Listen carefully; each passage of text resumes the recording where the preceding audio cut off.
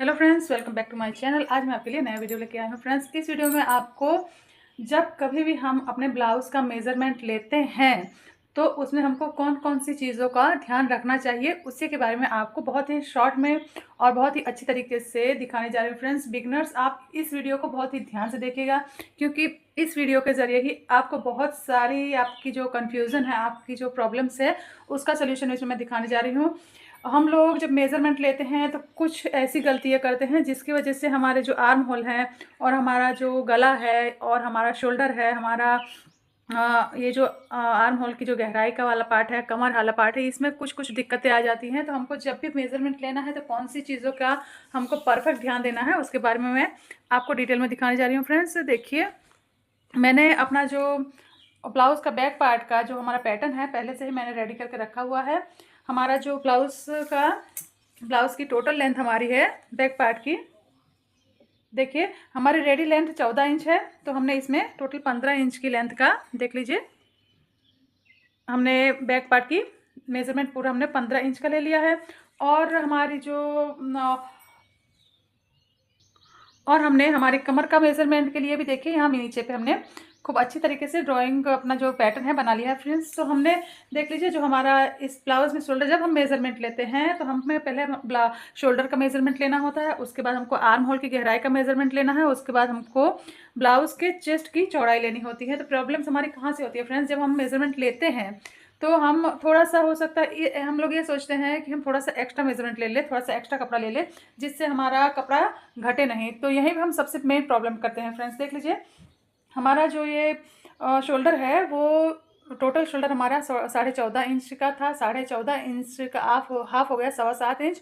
उसमें से मैंने 2.25 इंच का जो मार्जिन है वो माइनस कर दिया है। तो हमारा 5 इंच का शोल्डर है क्योंकि मुझे इसमें गहरा गला बनाना है। गहरा गला हमारा जब बनाना होता है तो हमको शोल्डर हमेशा कम लेना होता है और जो हमारा ऊपर का साइड का गला होता है वो भी हमको कम लेना होता है। इससे क्या होता है कि हमारा गला गिरेगा नहीं। तो ये हमारा पहला पॉइंट है। देख लीजिए, सबसे पहला पॉइंट यही है कि जब हमको गहरे गले का ब्लाउज़ बनाना है तो हमको हमेशा हमारा जो शोल्डर है उसकी चौड़ाई कम रखनी है, प्लस हमारे गले की चौड़ाई भी ऊपर की तरफ से कम रखनी पड़ती है। दूसरी बात है, जब हम अगर हमारा जो आर्म होल की गहराई वाला ये वाला जो पार्ट है, ये वाला पार्ट हमको जब लेना होता है तो ये हमारा जो शोल्डर 5 इंच का है तो मेनली हमको 5 इंच से थोड़ा-सा ज़्यादा हमारा आर्म होल की गहराई भी लेनी होती है। इससे क्या होगा कि हमारा एक्स्ट्रा कपड़ा यहाँ पे देख लीजिए, यहाँ से और यहाँ से भी जो एक्स्ट्रा कपड़ा होता है वो नहीं आएगा। इससे क्या होगा कि आपके आर्म होल में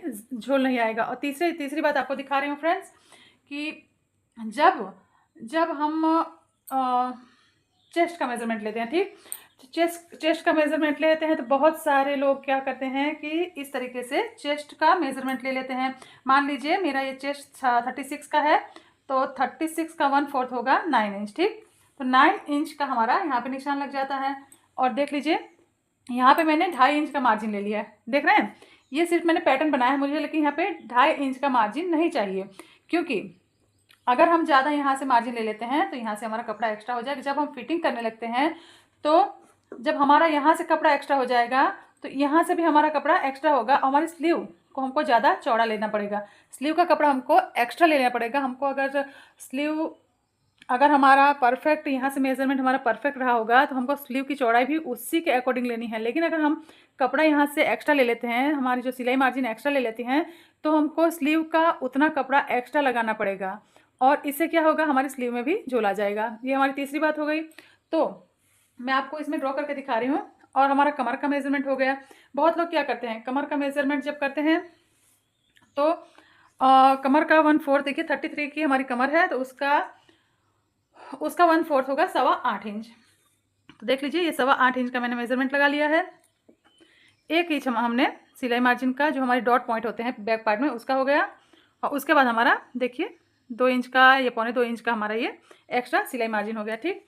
तो इस तरीके से आप कमर के पार्ट में भी, कमर की साइड में भी इसी तरीक़ा का आप मेज़रमेंट ले सकते हैं। तो फ्रेंड्स 3 से 4 बात मैंने आपको बताई है कि जिससे आपको बहुत ही अच्छी तरीके से ध्यान में रखना है फ्रेंड्स।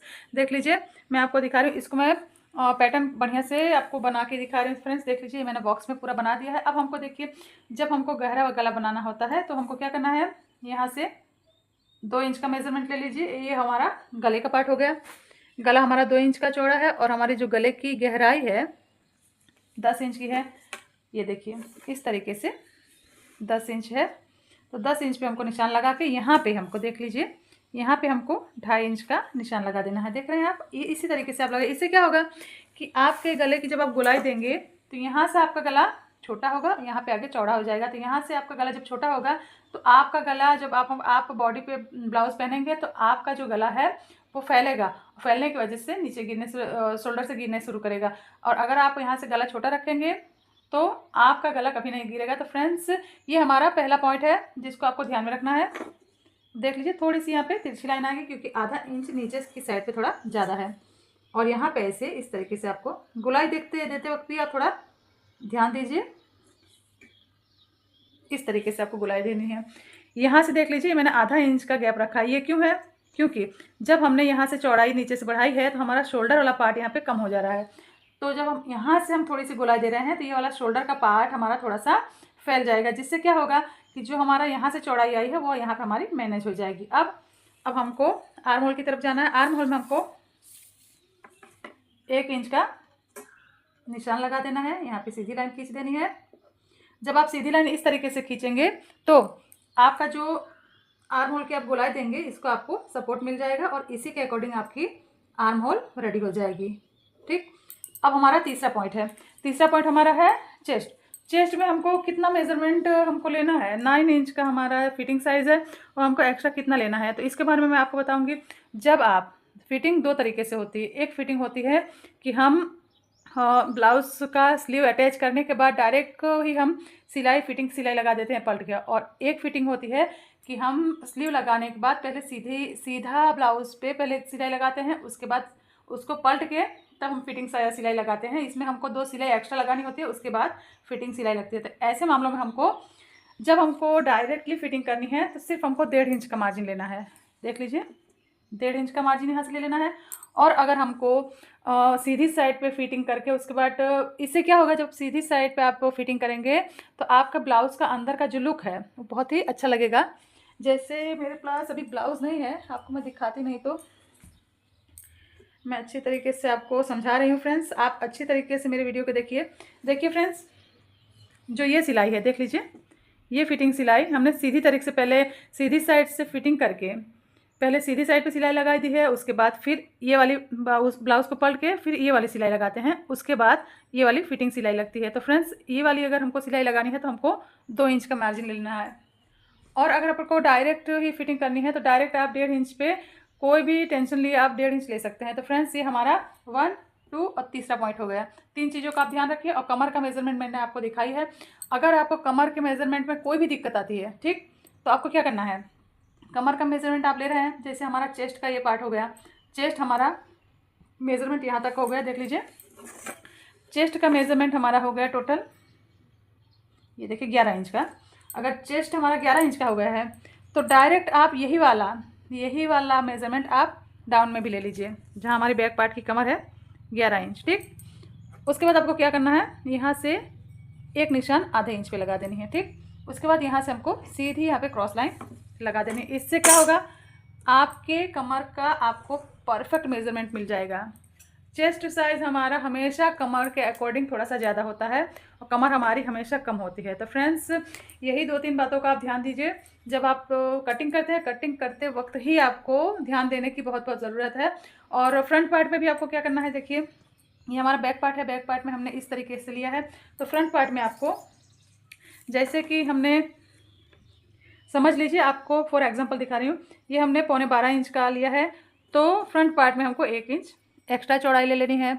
और उसके बाद जो हमारी लेंथ है, लेंथ भी हमको बेल्ट को माइनस करने के बाद हमको उसी के अकॉर्डिंग उसका कट करने के बाद उसकी लेंथ ले लेनी है फ्रेंड्स। तो फ्रेंड्स, इस वीडियो में आपको हो सकता है कुछ समझ में आया होगा। अगर आपको समझ में नहीं आया तो प्लीज़ आप कमेंट में मुझे ज़रूर बताइए फ्रेंड्स। तो इसी के साथ मैं अपने वीडियो को एंड करती हूँ फ्रेंड्स। प्लीज़ आप मेरे वीडियो को देखिए, लाइक कीजिए, कमेंट कीजिए, सब्सक्राइब कीजिए और मेरे वीडियो को फुल देखिए। आप लोग मुझे बहुत सपोर्ट कर रहे हैं, उसके लिए बहुत बहुत धन्यवाद। Thank you very much.